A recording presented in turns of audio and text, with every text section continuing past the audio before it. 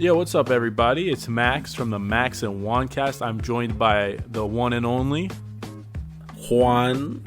Man, how's everything going, brother? It's going good. Ready to get back in another YouTube video. Some NBA talk. We're going to talk about some breaking news. You like that soundbite? That was hard. I ain't even going to lie. Can we talk about a guy who got his bag? Bruh, get your bag right. Secure your bag. You're going to start flying with that bag. Giannis. Greek freak. I don't want to try to say the last name. I'm confident off the air. On the air, I'm still a little scared. Antetokounmpo. I got it. Ooh, my God. Way to show me up. Signed a 5-year, $228 million contract. The first year, he gets 39, then 42, 45, 48 in the final year, which is a player option. $52 million for a season. That's insane. Yeah, like you said, secured the bag. Low-key, is this the best move in the last, 30 years for the Bucks? I want to say yes. I mean, they did have some moves they could have made that screwed them, like trading for Steph Curry, but they picked Monte Ellis. Great move for that one season of Brandon Jennings and Monte Ellis getting swept by the Heat. For one, I just want to say, we're going to just talk about our initial thoughts, reactions. I'm happy for the Bucks, man. I was tired of seeing people leave. Yeah, this is a win for the NBA, bro. Absolute dub. Especially with all the Harden talk right now. I think this really eases minds for fans like me and Max who are a little bit more traditional. I wouldn't say there's nothing wrong with being more of a player fan than a team fan, but it's the reality of what me and Max like, dude. I like to see guys who stay in their hometown, kind of like the Dirk Nowinskis, and build up their team and, stay loyal. 100%, bro. And this is what I loved about it. The odds are Giannis probably won't finish out this contract with the Bucks. But if they decide to trade him, they're going to get a huge package for him. He's only going to be 30. And when you have to go into the year not knowing if your best player is going to stay or go, it's going to mess with your decision making. You have to do something to convince Giannis to stay. And knowing what we know now, Juan, I'm sure Pat Riley has a lot more information than us. Is it safe to say they extended Bam because they kind of knew this was going to fall? Maybe. I still felt like they had a little bit of a shot in their head that they can still get him. I think a lot of teams did, to be honest. I'm glad they extended Bam, because if they didn't extend him and that window passes and Giannis signs with Milwaukee, then stuff starts to get dicey. And playing that waiting game, we've seen the New York Knicks play that waiting game for 20 years to get the free agents, and it never worked. It worked for Amari Stoudemire, but I'm saying KD, Braun, Kyrie, Melo. They all shunned the Knicks. At least they got Melo. Yeah, but you traded your whole team for a guy that could have just signed with you in 6 months, so how smart was that? That was more Melo, but yeah, I get what you're saying. But I mean, you don't have to buy into it, Yeah, and it's going to work out for the Bucks because at least they made a lot of these moves this offseason that really affected their future, like with the Drew Holiday trade. And so giving up those future draft picks, I mean, that's huge to still keep Giannis. If he leaves, those draft picks become so much more valuable. Yeah, because they're probably going to suck. Yeah, exactly. Without him, those picks might be lottery, and they were unprotected. They're swaps. So Giannis staying, you have the continuity. He said before a game, we need to work on adjusting. Coach Bud has said the same thing. What do you want to see from the Bucks going forward? I think obviously they should keep on improving their roster. They should never go the route where he's the best player on the team and they don't really have nothing around him. I think they have a good little star. They have another all-star with Chris Middleton right next to him. I know some people don't like Chris Middleton. They're not the biggest fans of him, but he's a solid number 2. They got Drew Holiday. They just need to keep on adding pieces, and really this year is going to be a big test for them because every year they've kind of been disappointing. That's what I would put it as, because the postseason success has been underwhelming for them. They've just been regular season darlings. Yeah, because the year before that, they lost to the defending champions and the Toronto Raptors in a bad way, too, because they were up 2-0 in that series. Yeah, then Kawhi said, I'm done with this. Yeah, and then they lost to the Heat last year. And that was tough, bro. That was a tough way to go out. Like, even if Giannis doesn't get hurt, they're done. Yeah, it was ugly. It was an ugly looking series. It did not look good. It was 2 disappointing seasons in a row. Like you said, there were season darlings like all year. Best record. I want to say they had historically one of the best point differential for wins. So that was huge. Their offense is really simple. It's that 5-out kind of stuff, and just they kind of let Giannis work, and it doesn't really go good for them during the playoffs. They need to adjust what they're doing. They can't keep running the same tricks. They don't work. We've seen that. I watched some of the Bucks preseason. Giannis shot horribly. Let's just say he's at his cap as a shooter. He'll never get better. That's fine. I want to float an idea out to you. I haven't fleshed it out completely. What if they trade Brook Lopez and start playing Giannis at the 5? Is that crazy? I think that's crazy in a sense where, yeah, he's young now, but that's going to really take a toll on his body. I just think the best version of this team is a Giannis playing like Shaq, who can handle the ball in situations. Like, you need to give him the ball in the low post and let him dominate, because he can't shoot. So you have to put him close to the basket. And I know Brook Lopez can shoot from out there, but wouldn't you rather have like a wing out there who can attack closeouts than Brook Lopez? Yeah, I get the gist of it. Maybe that would definitely be a good lineup to experiment with. Maybe like something like a death lineup, like the close, like a small ball, like closing lineup. Yeah, and it's tough to say because they play in the East, so maybe if they were playing the Rockets last year in a series, maybe you would have seen that. That would have been fun to watch. Yeah, definitely. I mean, unfortunately, Houston's probably not going to make it back to the postseason. Well, why aren't they? Why don't we talk about that? Why don't we talk about James Harden? Do you know why he was in Vegas and Atlanta? Because he was training. That's Lemon Pepper lose? No, I'm telling you, at his press conference, he said, I was in Vegas and Atlanta. That's my off-season training. Then a report comes out that very commonly, if there's like a game on Monday and the next game's on Thursday, he books private flights to the clubs and goes there.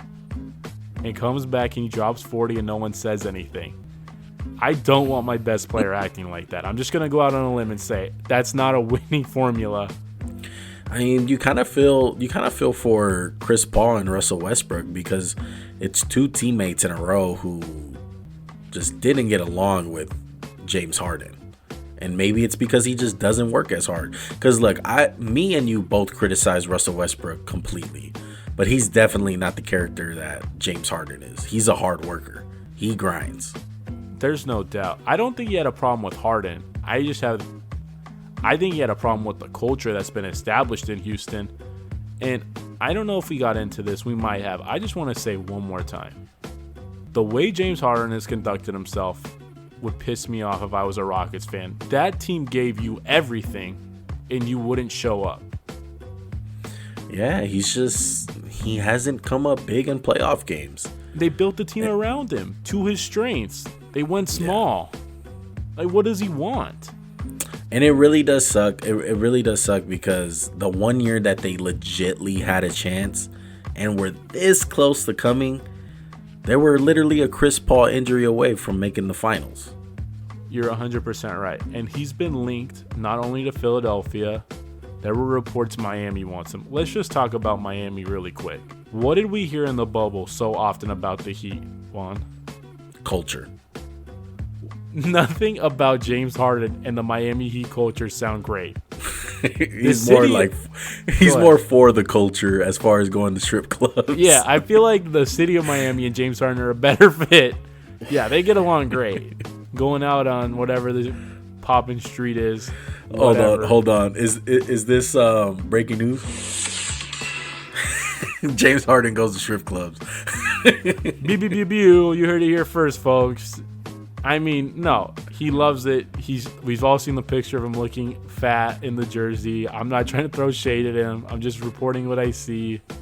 Look, I really thought that photo was photoshopped. It's not. First reaction. It's and it's not.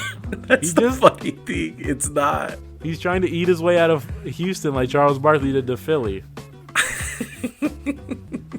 And I just want to shout out to you and me.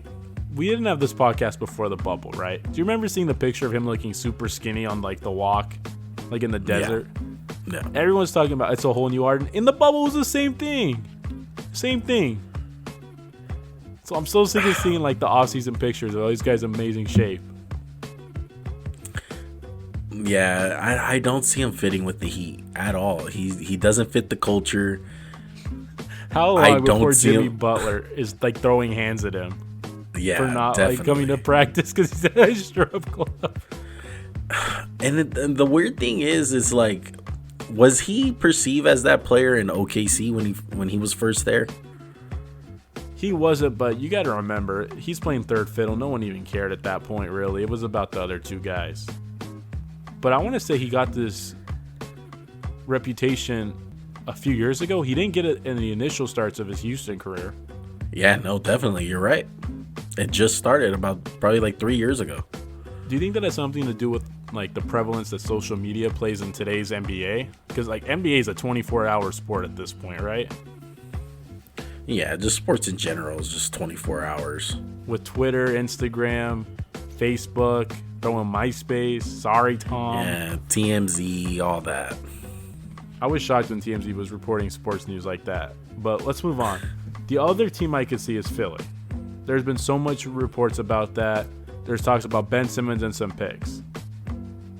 I can see that happening because Daryl Morey loves him some James Harden. But you got to remember, Daryl Morey is the GM, yes, but the owner has final say. And if they don't want to trade Ben Simmons, this ain't happening.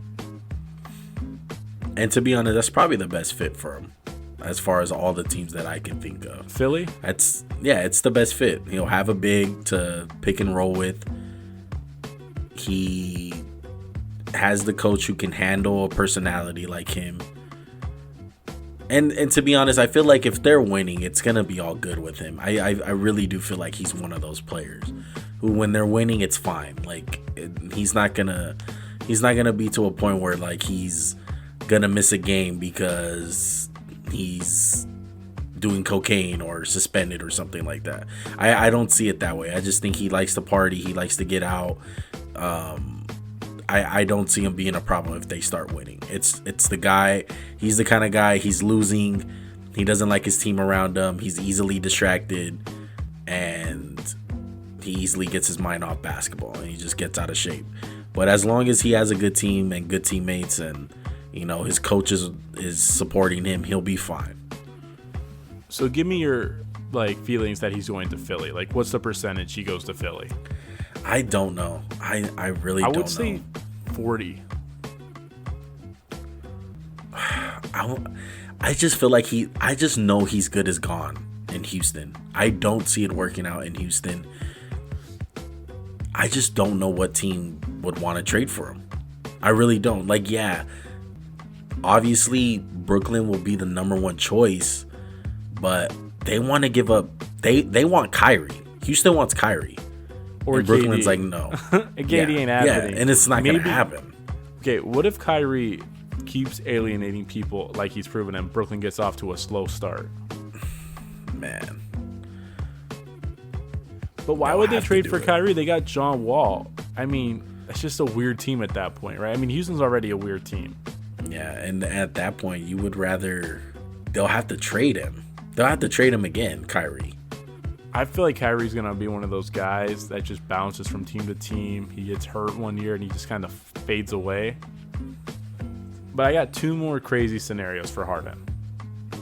What about the Knicks? What if they put all those young guys and they send them to New York? Because James Dolan's just dying to get a superstar. Yo, if that happens... That'll be the most desperate move I've ever seen from a franchise. Because they will suck with him.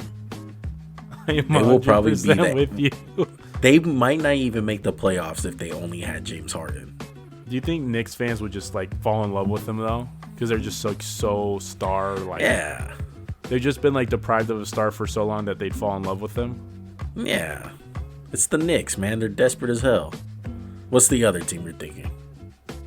This was going to be my one, but I came with a new one. I was going to say, what about a Paul George for James Harden swap? But Paul George can't be traded this year because of his contract. That one would have been interesting, I feel like. Yeah.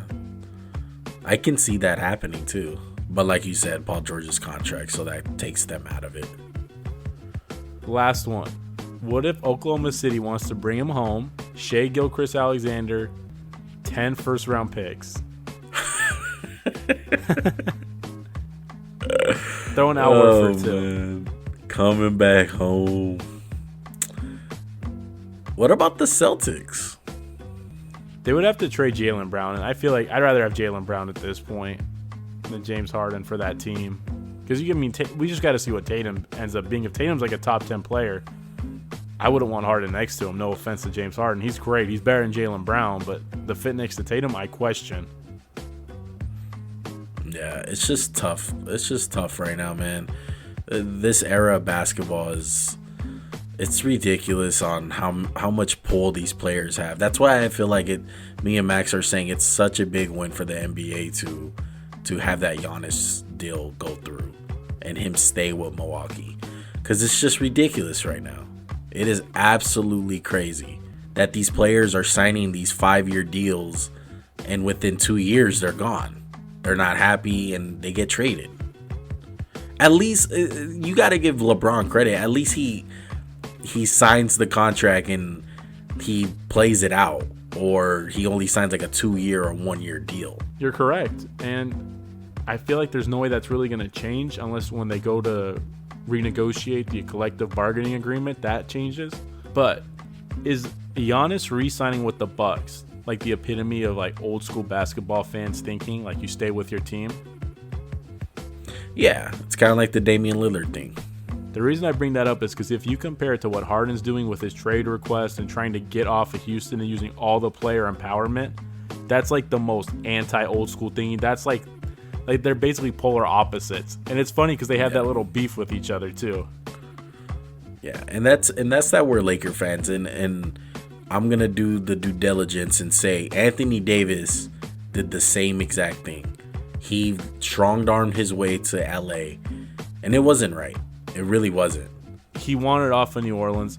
I will say New Orleans didn't put a good team around him, but the way he handled it with the "That's All Folks" shirt, I have no problem if an NBA superstar asks for a trade. It's just the way he did it, though. Exactly, he strong-armed his way to LA. Yourself, yeah. And, you know, like the whole thing with LeBron and him dapping up, being friends, and it's like, oh, I want to go to LA only. Yeah. That's where I kind of get like, come on, man. Like, if I were a team, I'd be like, you know what, dude? You're not going to LA. And that's what San Antonio did with Kawhi. It ended up backfiring because they won a championship, but they sent him there on purpose. Yeah, that was spiteful of them. But you know what? I respect that more than I respect the guy going out of his way to try to get to where he wants and like ruining it and just being just a horrible example for young guys. Yeah. It's a crazy time right now. So if you had to put some money down, where's Harden going? Anywhere but Houston. No. I'm going to go with Philly. It's definitely not the Heat. I would be shocked 100%. Yeah, I would have to say Philly also. It's the best fit for him. Who's the dark horse for Harden? Maybe the Bulls. Swap Levine. That'd be interesting. Him and Kobe White. They will still lose. Oh, yeah. Like, Harden is just like upper class Zach LaVine. Zach LaVine's like a poor man's Harden. My dark horse is Indiana. Maybe like a Victor Oladipo throwing like Miles Turner in a first for Harden. It'd be such a random trade because, you know, like Harden's not re-signing in Indiana. There's not enough strip clubs. Well, all right, everybody. Thanks for joining us. We love giving you guys this NBA talk videos. Make sure to comment down below, subscribe if you're not already, and make sure to smash that like button the same way Giannis smashes his pen into a $228 million contract. Get your bag, Giannis. All right, with that said, with the breaking news, we out. Peace.